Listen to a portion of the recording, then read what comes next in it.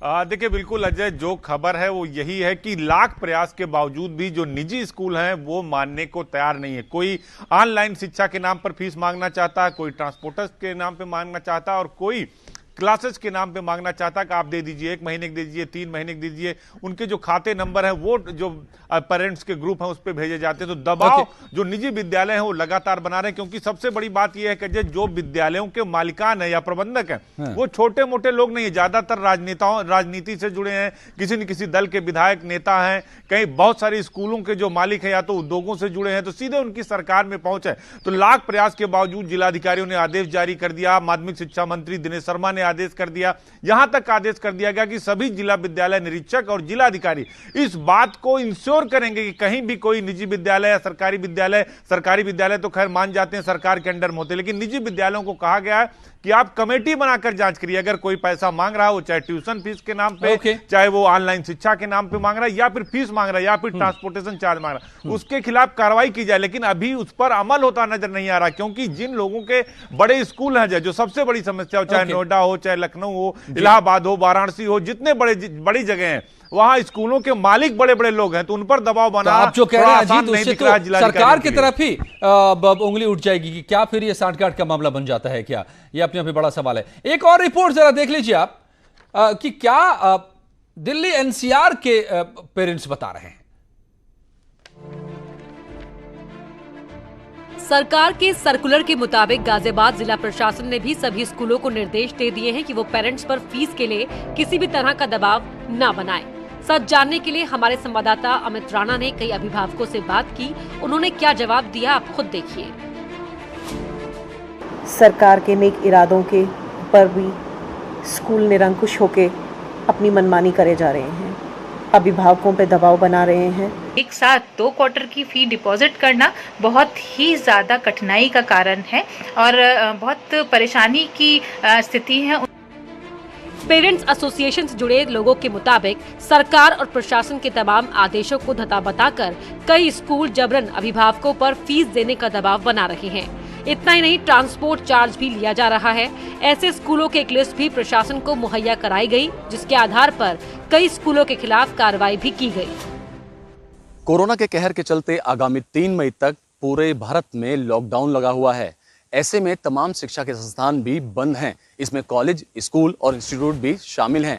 लेकिन इन स्कूलों द्वारा लगातार पेरेंट्स से फीस की डिमांड की जा रही थी, जिसको लेकर गाजियाबाद जिलाधिकारी ने एक आदेश पारित किया और ये साफ किया कि कोई भी व्यक्ति अपनी स्वेच्छा से फीस देना चाहता है तो वो दे सकता है, लेकिन कोई स्कूल, कॉलेज आदि उससे जबरन फीस वसूल नहीं कर सकता। लेकिन इन आदेशों की अवहेलना करते हुए जिले भर के अधिकांश स्कूल लोगों के पास मैसेज भेज रहे हैं, उस मैसेज के थ्रू कह रहे हैं कि अपने बच्चे की फीस जमा कराएं।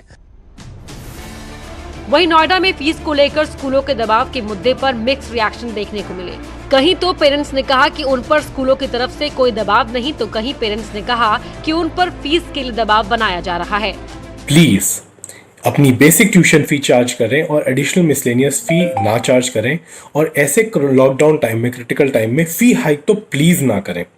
ये दोनों दिल्ली और हरियाणा सरकार ने समझा है और हमारा निवेदन है कि यूपी सरकार ये डायरेक्टिव निकाले और जितने भी यूपी के एजुकेशन इंस्टीट्यूशंस हैं, स्पेशली स्कूल्स हैं, वो इस चीज़ को समझे।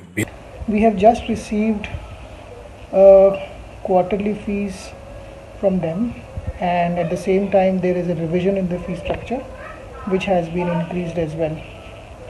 I would urge the Noida authorities and the school as well to take cognizance of the UP government's order and play by the rules. वहीं हमारे रियलिटी चेक के दौरान ये बात सामने आई कि राजधानी लखनऊ में सरकार के सर्कुलर का प्रभाव देखने को मिल रहा है। अभिभावकों को एक साथ शुल्क जमा करने की आवश्यकता नहीं है। उन्हें किसी भी प्रकार से शुल्क जमा करने के लिए बाध्य नहीं किया जाएगा। उसमें उन्हें फ्लेक्सिबिलिटी दी गई है कि वे अपनी सुविधानुसार किस्तों में धीरे धीरे शुल्क जमा कर सकते। यहाँ माध्यमिक शिक्षा विभाग ने सभी DIOS और जिलाधिकारियों को निर्देश दिया है कि किसी भी तरह का अग्रिम शुल्क अभिभावकों से पूरे सूबे में लिया गया तो जिम्मेदारी और जवाबदेही अब जिलाधिकारी की तय होगी, साथ ही साथ प्रबंधकों की भी खैर नहीं। अभिभावकों को सूबे के उप मुख्यमंत्री डॉक्टर दिनेश शर्मा के द्वारा स्वयं न्यूज़ 18 के एक्सक्लूसिव इंटरव्यू में राहत देते हुए अग्रिम फीस से कहीं ना कहीं राहत दे दी गई। वहीं दूसरी तरफ दूसरे ढर्रे पे चलते हुए स्वयं प्रबंधकों ने इसके एक नई निजात कर ली और परिवहन शुल्क के नाम पर वसूली करने लगे, जिसका संज्ञान लेते हुए तुरंत उप मुख्यमंत्री ने इस पर संज्ञान लिया और साथ ही साथ ये चेता दिया प्रबंधकों को कि अगर अग्रिम शुल्क या परिवहन शुल्क के नाम पे किसी भी प्रकार का शुल्क लिया जाएगा तो प्रबंधकों की खैर नहीं। जहां न्यूज़ 18 की ये मुहिम बढ़ चढ़ करके अभिभावकों को राहत की सांस दे गई, वहीं प्रबंधकों के इस धर्रे पर सरकार किस तरीके से लगाम लगाती है। कैमरा पर्सन शरबजीत के साथ प्रशांत पांडे, न्यूज़ 18 लखनऊ। सुरेंद्र नैथानी गोविंद नगर के विधायक जुड़ गए हैं, जिन्होंने खुद सीएम को चिट्ठी लिखी है, शिक्षा मंत्री से मुलाकात की है। सुरेंद्र जी, क्यों, आप क्या चाह रहे हैं?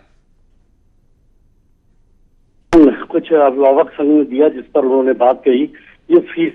जब मैंने इस पर कुछ विद्यालयों से बात करी और कानपुर के जिला प्रशासन से भी बात करी, तो ये जानकारी में आया कि बहुत सारे स्कूल ऐसे हैं जिनकी फीस आज चाहे वो ICSE के हों चाहे CBSE के हों, ये सारे लोग कुछ 400-500 रुपए महीना लेते हैं। तो उनको तो ये अफोर्ड करने की स्थिति में लोग थे, लेकिन बहुत सारे स्कूल ऐसे हैं, बड़े बड़े स्कूल, जो अपने शिक्षकों को एक तक सैलरी दे सकते हैं, इतना वो कमाते रहे हैं, इतना उनका आज भी दिखाई देता है। तो ऐसे विद्यालयों के द्वारा फीस को लेना और जबरन दबाव बनाना, इसका संज्ञान मैंने जब दिनेश शर्मा जी के यहाँ देने का काम किया तो वहां से मैं धन्यवाद दूंगा अपनी सरकार को। तुरंत उस पर मुझे लगता है 2 से ढाई घंटा मुश्किल से लगा होगा और कानपुर के जिला प्रशासन को निर्देश आया कि अविलंब इस पर रोक लगाई जाए और कोई भी फीस की वसूली नहीं रहेगा। और तुरंत डीएम कानपुर आप क्या कह रहे हैं कि आदेश शिक्षा मंत्री कर चुके हैं कि फीस नहीं ली जाएगी लॉकडाउन के दौरान, या अभी फीस नहीं ली जाएगी? ये आदेश नहीं, उन्होंने ये कहा कि कोई भी उनको बच्चों को अपने स्कूल से निकालेगा नहीं, फीस लेने का दबाव नहीं बनाएगा। पर मैंने अभी आग्रह किया है यहाँ के जिलाधिकारी महोदय से कि हमने कहा इस पीरियड में जो बड़े स्कूल हैं, जो अपने टीचरों को अपने टीचरों को तनख्वाह दे सकते हैं, उन पर ये आग्रह करना चाहिए कि भाई वो मानवता और संवेदनशीलता के आधार पर लोगों को राहत दे दें, क्योंकि कोई भी नागरिक अपने बच्चे को अपनी हैसियत से ज्यादा स्कूल में पढ़ाने का काम करता है और इस पीरियड में उनको सपोर्ट होना चाहिए। चलिए सुरेंद्र जी, आपने एक कदम उठाया, देखना होगा क्या असर होता है। धन्यवाद आपका। जल्दी से प्रियंका राणा, स्कूल्स का भी तो ये कहना है, जैसा कह रहे थे आप भी हमारे साथ जैन साहब, कि भाई हमें स्टाफ को सैलरी देनी है, हम अगर फीस नहीं लेंगे तो कहां से सैलरी देंगे? अजय जी, अगर आप एक क्लास का अगर ऑन एन एवरेज रिकॉर्ड निकालेंगे तो पर बच्चा, मतलब एक पर स्टूडेंट आपका 30,000 पर क्वार्टरली आपको देता है, ठीक है। और 40 से ज्यादा एक क्लास के स्टूडेंट होते हैं, नॉन एसी क्लासेस होते हैं। नॉन एसी स्कूल की बात कर रही हूँ मैं, जो एसी स्कूल हैं उनके तो चार्जेस बहुत ज्यादा होते हैं। सेम वे आप ट्रांसपोर्टेशन का देखेंगे तो ट्रांसपोर्टेशन में विद इन 1-2 किलोमीटर्स की आप निकाल के देख लीजिए, 7,000 से भी ज्यादा ये लोग चार्ज करते हैं। और उसमें आप कहते हैं कि हम मेंटेनेंस और ड्राइवर और क्लीनर का खर्चा नहीं निकाल सकते। कैसी बात करते हैं आप? विशाल जैन जी, में भी आपको चार्ज नहीं लेना जवाब चाहिए। विशाल जी का जवाब। विशाल जैन जी। अजय जी, मैं तो सबसे पहले एक रिक्वेस्ट करूंगा कि न्यूज़ 18 को हमारे स्कूलों को भी बचाने के लिए एक मुहिम चलानी चाहिए। दूसरा, इसलिए हमने हम दोनों को बुलाया है आपको कि आप भी अपना पक्ष रखें पूरी तरह। I am so thankful to you. दूसरा ये है कि किसी भी बच्चे पे और किसी भी अभिभावक पे आज की तारीख में मैं आपको एश्योर करता हूं, किसी भी स्कूल की तरफ से कोई फीस का प्रेशर नहीं है। अगर है, आप इंडिविजुअली मुझे बता सकते हैं, मैं एश्योर करूंगा कि वहां पर विशाल जी, एक मैं मास्टर क्वेश्चन पूछता हूं जो सभी अभिभावक पूछ रहे हैं, बहुत लोगों ने मुझे अभी कांटेक्ट किया इस दौरान। क्या इस वक्त रेगुलर फी जितना होता है वही लिया जाना चाहिए? क्या वो सारे एक्टिविटीज अभी हो रहे हैं? क्या वो तमाम तरह के जो फीस होते हैं वो लिए जाने चाहिए, या फी में कुछ कट डाउन हो सकता है? इसकी गुंजाइश आपके पास है? That's the point. Sir, we are Ajay ji, we are looking at it. हम लोग इस पे देख रहे हैं। हम लोग भी ये पूरी कोशिश कर रहे हैं कि जितना भी, जैसे जो भी हमारे पास शासन निर्देश आता है, हम लोग भी ये पूरी कोशिश कर रहे हैं कि किसी भी हालत में अगर हम कहीं पर भी कोई कटौती कर सकते हैं तो हम 100% करेंगे। इसकी हमारी ऑलरेडी कॉन्फेडरेशन की मीटिंग तय है, जिसमें 22 जुलाई हमारी कल एक मीटिंग तय है, और जहां पर भी ये पॉसिबिलिटी हो सकती है हम करेंगे। बिल्कुल। तो ये चलिए, मुझे लगता है कि ये एक मीटिंग पॉइंट हो सकता है। स्कूल को भी चलना है, स्कूल में टीचर्स काम कर रहे हैं, वो ऑनलाइन अपने आप को ट्रेन कर रहे हैं, फिर आकर के बच्चों को पढ़ा रहे हैं, और सारे स्टाफ काम कर रहे हैं। हाँ, अगर कहीं गुंजाइश है इस दौरान कि फी में थोड़ी कटौती हो सकती है तो स्कूलों को भी इस पर सोचना चाहिए। और सरकार क्या इस सारे मामलों को देख रही है, ये अपने आप में सवाल है। धन्यवाद आप सबका मेरे साथ जुड़ने के लिए। जारी है यहाँ खबरों का सिलसिला।